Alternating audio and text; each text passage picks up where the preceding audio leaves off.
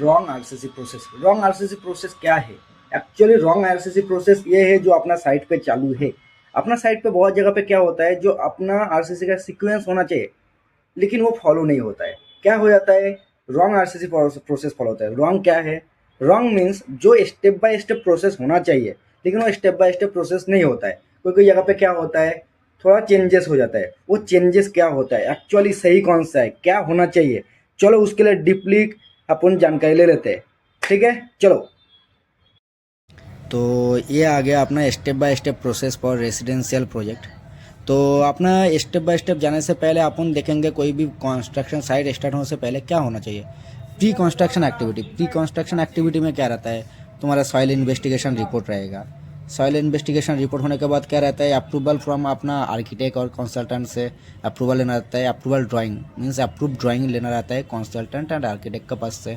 ठीक है, वो ले लिया। उसका बाद अपना क्या रहता है साइट पे।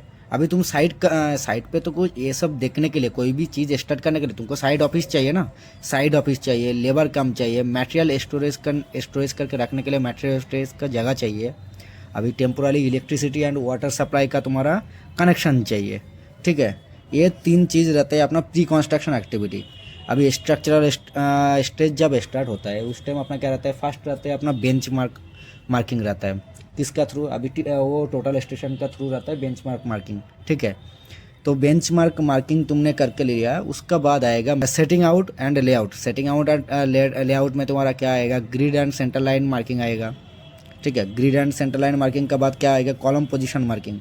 कॉलम पोजीशन मार्किंग का होने के बाद क्या आएगा, डायगोनल एंड डायमेंशन चेक होगा।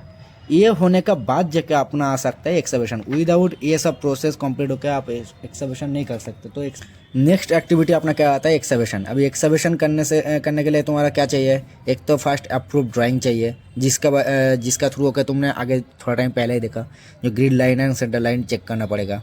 चेक करने के बाद तुम्हारा उसका बॉटम लेवल चेक करना पड़ेगा। बॉटम लेवल क्यों चेक करना पड़ेगा, तुम अगर बॉटम लेवल चेक नहीं करोगे तो उसका डेप्थ कितना है, एज पर ड्राइंग का हिसाब से तुम्हारा जो फुटिंग या राफ्ट आएगा उसका डेप्थ कितना है, वो डेप्थ का हिसाब से ही तुम एक्सकवेशन करोगे।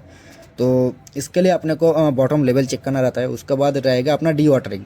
डी वाटरिंग अगर रिक्वायर्ड है तो डी वाटरिंग करने का, अगर तुम्हारा वहाँ पे ड्राई कंडीशन है तो भाई डी वाटरिंग करने का कुछ अपना पॉइंट आता है।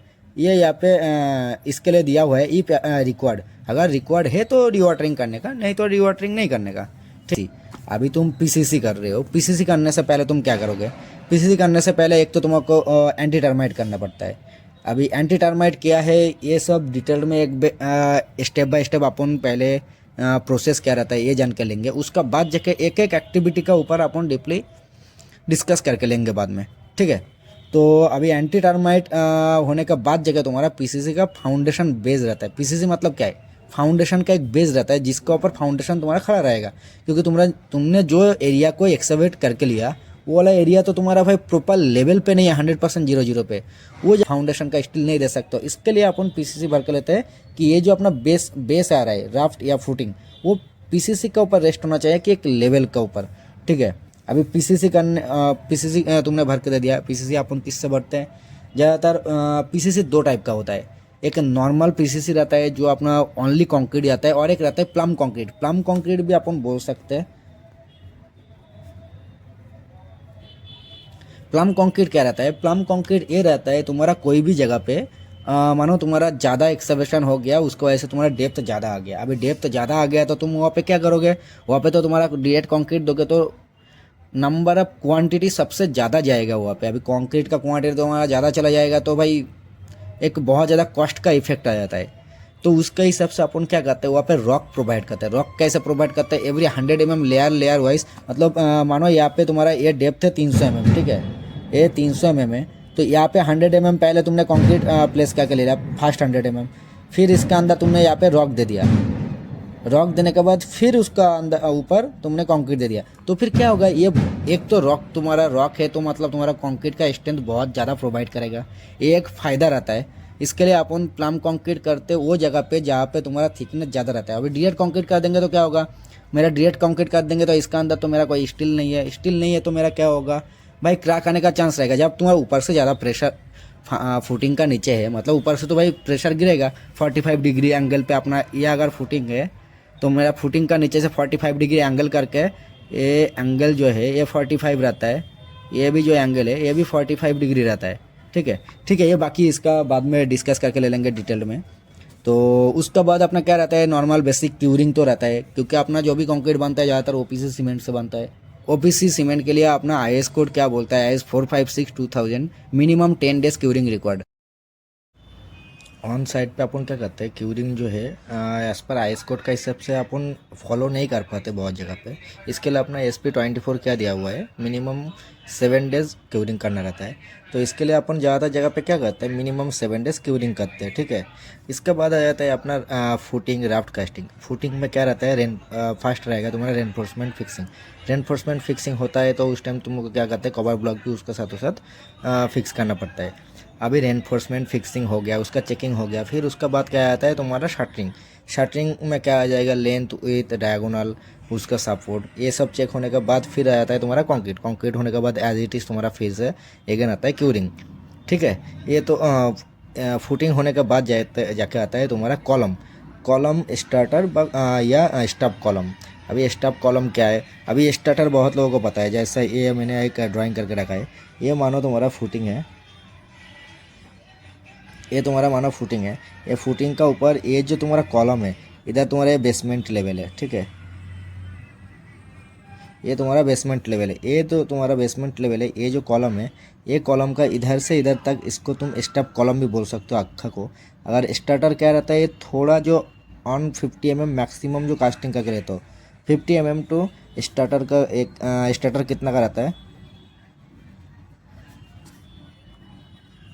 50 to 150 mm मैक्सिमम। ठीक है, 50 to 150 mm maximum upon footing का ऊपर जो कास्टिंग करके लेते हैं। इससे क्या होता है, अपना कॉलम का जो अलाइनमेंट बराबर रहता है। इसके लिए अपन ज़्यादातर स्टार्टर भर के लेते हैं। लेकिन ये जो कॉलम है, इसको अपन पहले ही बोलेंगे स्टब कॉलम। ठीक है, ये स्टब कॉलम के लिए अपन क्या क्या करेंगे, कॉलम का वर्टिकल बार तो पहले इंस्टॉल करना पड़ेगा। वर्टिकल बार इंस्टॉल होने के बाद फिर उसको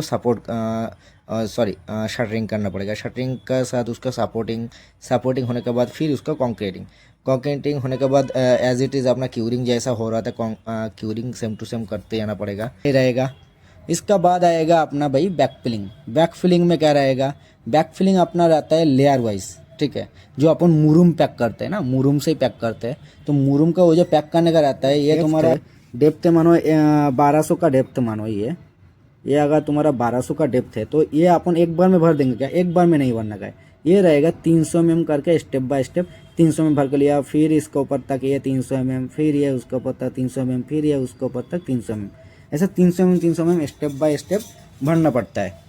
ठीक है, उसका बाद क्या होगा, उसका बाद आएगा अपना कॉम्पैक्शन बराबर करना पड़ेगा। कॉम्पैक्शन करने के लिए तुमको प्रॉपर पानी से भिगा के रखना पड़ेगा। पानी से भिगाने के बाद जाके तुम उसको कॉम्पैक्ट करना पड़ेगा। अभी कॉम्पैक्शन हुआ है कि नहीं हुआ है, प्रॉपर हुआ है कि नहीं हुआ है, कितना रिक्वायर्ड है, अपना एज पर क्या बोलता है, अपना कॉम्पैक्शन जो है मिनिमम 95% चाहिए होता है। ठीक है, 95% चाहिए होता है। अभी कॉम्पैक्शन अपना टेस्ट करने के लिए क्या किससे चेक करते हैं, अपन इसके लिए कोर भी ले सकते हैं, कोर कटर से, या ज़्यादातर साइट का जो पॉसिबल होता है, साइट पे ऑन साइट पे अपने को पॉसिबल होता है सैंड रिप्लेसमेंट।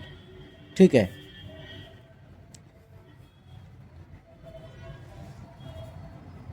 साइट पे ज़्यादातर पॉसिबल होता है सैंड रिप्लेसमेंट टेस्ट। अभी सैंड रिप्लेसमेंट टेस्ट क्या होता है, ये भी अपन एक बार आएंगे। ये सब होने के बाद जगह तुम्हारा कॉम्पैक्शन अगर बराबर आ जाता है, रिजल्ट बराबर आ जाता है, तो अपन नेक्स्ट प्रोसेस के लिए गो एड करते हैं। तो वो क्या रहेगा, एंटी टर्माइट ट्रीटमेंट। अभी एंटी टर्माइट ट्रीटमेंट करना पड़ेगा। एंटी टर्माइट ट्रीटमेंट क्यों करते नहीं करते वो पूरा डिटेल में और एक बार बाद में देख के लेंगे। उसका बाद आता है बहुत जगह पे राफ्ट या ग्रेड स्लैब या पीसीसी बेसमेंट, मतलब बेसमेंट लेवल पे पीसीसी भी होता है बहुत कम। अभी सब जगह पे अलग अलग, जैसे अपना कंसल्टेंट प्रोवाइड करते हैं अपन ऐसा ही करते हैं। कोई जगह पे कंसल्टेंट प्रेफर करते हैं पीसीसी करो, कोई जगह पे बोलते हैं ग्रेड स्लैब करो, कोई जगह पे बोलते हैं राफ्ट करो। ठीक है, तो अपन अपने को जो एज पर ड्राइंग रहेगा वही करने का, लेकिन ये तीनों में से कोई एक करना पड़ता है। ठीक है, उसका बाद रहेगा अभी कोई जगह पे क्या रहता है, प्लिंथ बीम। अभी प्लिंथ बीम अगर दिया हुआ रहेगा, ये अगर तुम्हारा ड्राइंग का शेड्यूल में अगर दिया हुआ है कि प्लिंथ बीम है, तो प्लिंथ बीम पहले करो, मतलब बैक फिलिंग हो गया, कॉम्पैक्शन हो गया, फिर उसका बाद डीएट तुम राफ्ट नहीं करने का, उसका बाद तुमको पहले प्लिंथ बीम करने का, ठीक है। अगर प्लिंथ बीम दिया है तो, अगर नहीं दिया है तो तुमको कुछ प्रॉब्लम नहीं, राफ्ट तक करके चले गया, उसका बाद तुम्हारा नेक्स्ट प्रोसेस जो आता है वो हो जाएगा। अगर प्लिंथ बीम है तो प्लिंथ बीम करने के लिए प्लिंथ बीम का रेनफोर्समेंट डालना पड़ेगा। बीम का रेनफोर्समेंट का बाद तुम्हारा रहेगा शटरिंग, उसका बाद उसका कंक्रीट होगा, फिर उसका जो क्यूरिंग रहता है, क्यूरिंग तो करना ही पड़ेगा, क्योंकि इसका ये करने से पहले और एक चीज़ रहता है जो कॉम्पैक्शन तो ऑलरेडी तुमने यहाँ पे करके ले लिया, ठीक है। तो इसके लिए अलग से वहाँ पे अभी मान के ले लो ये मेरा बेसमेंट का कॉलम है। अभी बेसमेंट का कॉलम के लिए पहले क्या होगा, कॉलम के लिए अपना कॉलम का जो सेंटर लाइन है, सेंटर लाइन ड्राइंग का हिसाब से उसका पॉइंट उसके जगह पे पहले टोटल स्टेशन से मार्किंग करके लेना पड़ेगा। मार्किंग करके लेने के बाद फिर उसका तो जो वर्टिकल रेनफोर्समेंट डावल्स अपन छोड़ के रखे थे वो रेनफोर्समेंट को फिक्स करना पड़ेगा। रेनफोर्समेंट फिक्स करने के बाद फिर रहेगा अपना शटरिंग होने के बाद फिर अपना रहेगा कंक्रीट के बाद सेम एज इट इज़ अपना क्यूरिंग रहेगा, ठीक है। इसका बाद आएगा क्या होगा, कॉलम तो मेरा कास्टिंग हो गया भाई पूरा। कॉलम होने के बाद रहता है अपना काम बीम एंड स्लैब।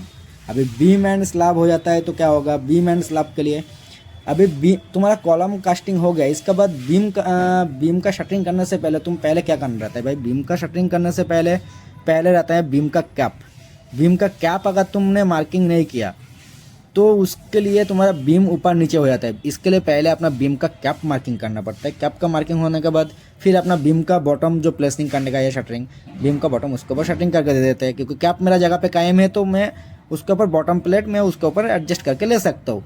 लेकिन अगर वही कायम नहीं रहेगा बीम का कैप तो फिर तो बीम तो भाई अप डाउन हो ही जाएगा, ठीक है। इसके लिए अपना बीम का कैप पहले होना चाहिए, उसके बाद फिर तुम्हारा बीम का बॉटम प्लेसिंग होना, बीम का साइड रहेगा। बीम का साइड होने के बाद क्या रहेगा तुम्हारा, उसके साथ में रहता है एक्चुअली स्लैब डेक। अभी स्लैब डेक हो गया, स्लैब डेक होने के बाद जाके तुम्हारा रहेगा रेनफोर्समेंट।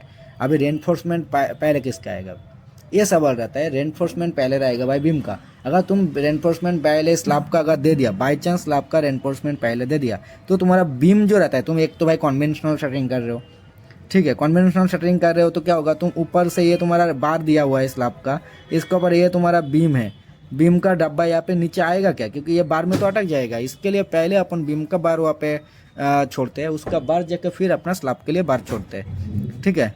उसका बाद आएगा अपना रेनफोर्समेंट हो जाने के बाद और क्या रहता है, रेनफोर्समेंट हो जाने का बाद रहेगा अपना कॉन्ड्यूट का। वो अभी इलेक्ट्रिकल कॉन्ड्यूट का काम रहता है। इलेक्ट्रिकल का क्या क्या रहेगा तुम्हारा, इलेक्ट्रिकल का तो रहता ही है पूरा, उसमें क्या रहेगा एसी का रहता है ज़्यादातर। अभी नॉर्मल तार पासिंग के लिए फैन का रहता है, स्विच बोर्ड का रहता है, या तुम्हारा गीजर का रहता है। ये सब कनेक्शन के लिए कॉन्ड्यूट का पाइप का काम होता है।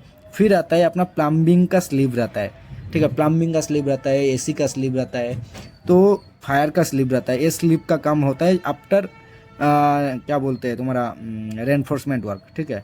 उसका बाद अपना पूरा हो जाने के बाद रहता है नॉर्मल कंक्रीट हो गया। कंक्रीट का बाद फिर उसका डिशटरिंग तो तुमको करने का ही है, प्लस क्यूरिंग तो तुमको करने का ही है। As it is as per IS code follow करना ही पड़ेगा। नॉर्मली अपन स्लैब के लिए उस टाइम अपना क्यूरिंग कितना फॉलो करते हैं, क्यूरिंग फॉलो करते हैं एज पर IS कोड, ठीक है। एज पर IS कोड कौन सा,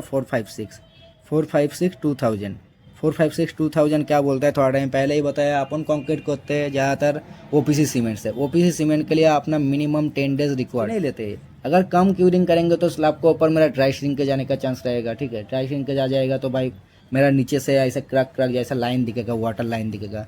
तो अपने को वो सब नहीं करने का, इसके लिए प्रॉपर काम करने का है, तो IS कोड का हिसाब से ही चलना पड़ेगा। अभी कोई साइड पे क्या रहता है, यहाँ पे अपन 10 डेज नहीं, डेट 14 डेज का भी शेड्यूल रहता है। वो रहता है तो वो तो और भी अच्छा है, ऑयल एंड गुड है।